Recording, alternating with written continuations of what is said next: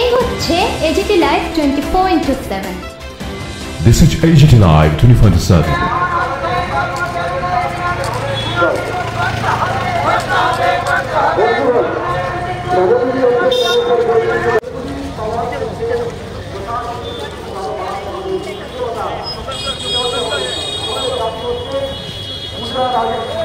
মজুরি বাড়াতে হবে, বোনাস সেক্রেটারিয়া দেয়নি, বোনাস সেক্রেটারিয়া দিতে হবে। তার সঙ্গে নারী নির্যাতন বন্ধ করতে হবে। সমাজে যারা কর্মরত অবস্থায় অনেক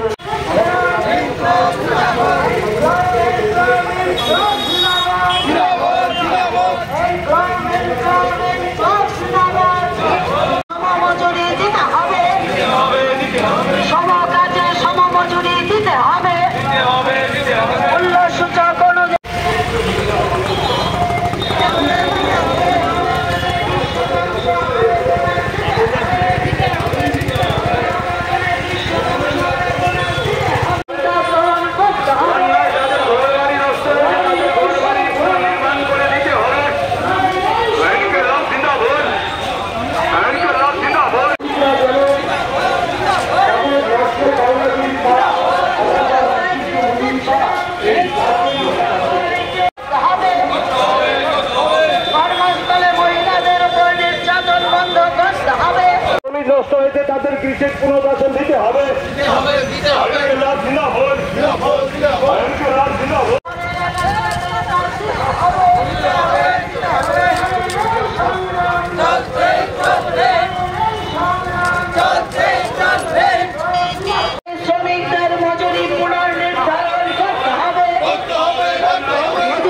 আমাদের মিছিল আজকে যেটা করা হচ্ছে, দুর্গাপূজা এসে গেছে।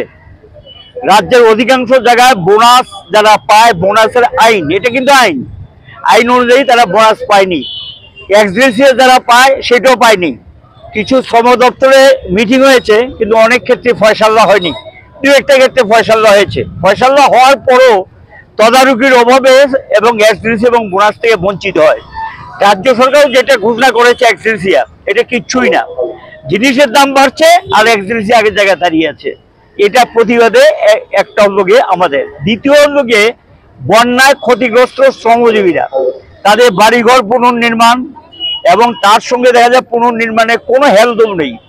কৃষি জমি ক্ষতিগ্রস্ত হয়েছে, কোনো আর্থিক সহযোগিতা নেই, শুধু বক্তৃতা চলছে, কোথাও কোনো সাহায্য পায়নি। এবং বন্যার্থে যারা ক্ষতিগ্রস্ত হয়েছে তাদেরকে এটা দিতে হবে। দলবাজি চলছে, অসম্ভব দলবাজি।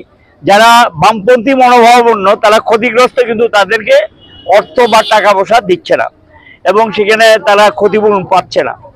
তারপর এদিকে দেখা যাচ্ছে যারা বন্যায় শেষ হয়ে গেছে তাদের উপরে জোর জুলুম চলছে অর্থ আদায় করার জন্য।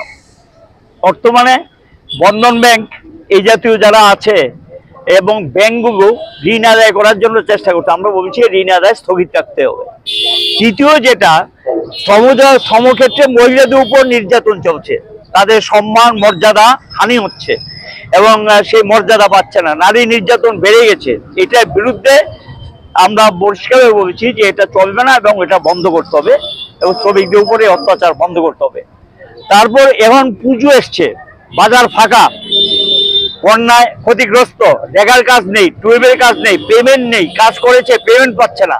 রেগার টুয়েবের কাজ যাতে দেওয়া হয় এটাও আমরা দাবিতে রেখেছি এবং এটার সঙ্গে দাবিতে এসছে রেগার টুয়েবের কাজের পাশাপাশি যেটা আমরা বলেছি যে মজুরি অনেক দিন ধরে পুনর্নির্ধারণ হচ্ছে না।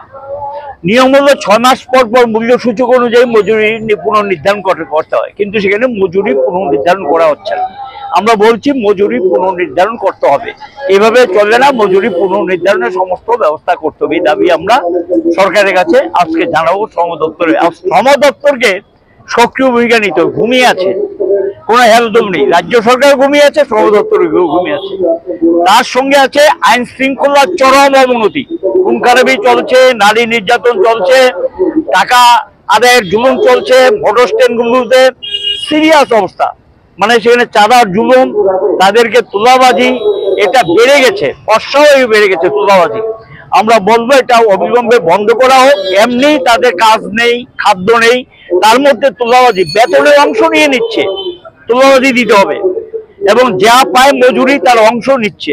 এই যে অবস্থা, এই তোলাবাজি বন্ধ করার জন্য আমরা দাবিতে রেখেছি এটা যাতে করা। তার সঙ্গে শ্রম কোড বাতিল করতে হবে, এটা শ্রমিকদের উপর নিপীড়ন বন্ধ করতে হবে, এগুলো দাবির মধ্যে আছে। এই দাবিগুলো নিয়েই আমরা সরকারের কাছে আজকে দাবি নিয়ে আমরা যাচ্ছি এবং আমরা বলবো যাতে রেখে যায়। আর চা বাগানে বরাবর 20% বোনাস পায়, এখন পর্যন্ত এগ্রিমেন্ট হয়নি বাগান শ্রমিকরা, এবং সেখানে এই বোনাস কবে পাবে কখন পাবে তার কোনো নিশ্চয়তা রইল না।